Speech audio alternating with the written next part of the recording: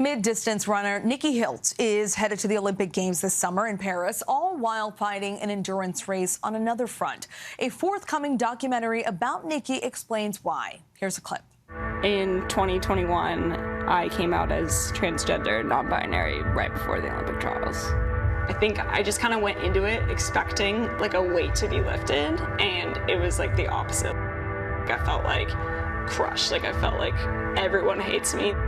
I got to the start line and I was just drained.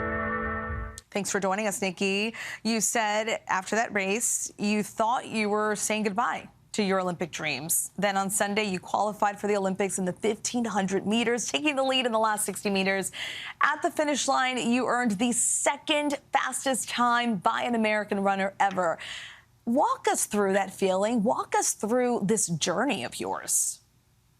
Yeah, I mean, you said it perfectly. It's definitely been a journey. At the end of the last Olympic trials in 2021, like you said, I wanted to walk away from the sport completely. And, I just changed a lot of things in my life and showed some patience. And then, the hard work all paid off. And, that feeling was just joy when I crossed the finish line.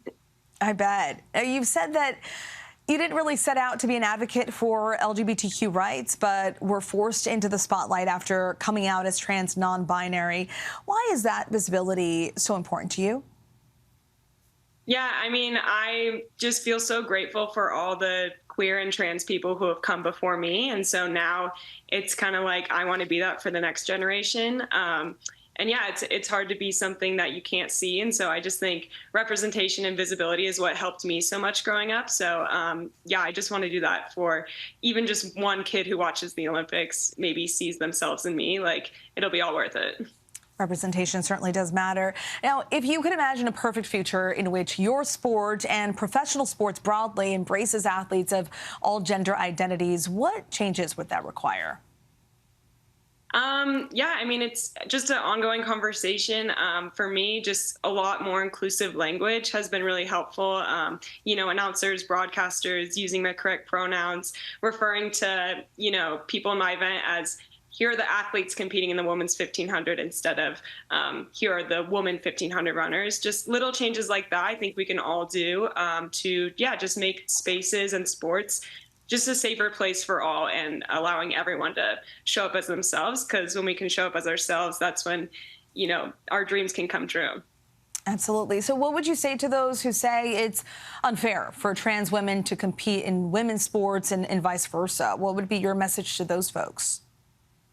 I would encourage people to educate themselves. The guidelines that are in place now, a trans woman can't compete until they've taken, I think it's a year or more of HRT, which is hormone replacement therapy. And, I think it's a fair guideline. And I think there's a lot of ignorance right now. As someone who has competed in women's sports my entire career, there's a lot of issues in it, but trans woman is not one of them. And I don't think that we need protecting from them. You've worked so hard to get to the Olympics in Paris. It is coming up. How are you feeling ahead of these games, and what are you most excited about? Just focus on the next goal, and I think I'm really excited for the opening ceremonies. I tried on all the Ralph Lauren stuff a couple of days ago, and that just really got me excited to just be in Paris and meet other members of Team USA across all the different many sports. Such a wonderful experience. We are so excited to see you compete. We hope to have you back on soon. Thank you so much for sharing your story with us, and really best of luck to you in Paris. Thank you so much. Thank you for having me.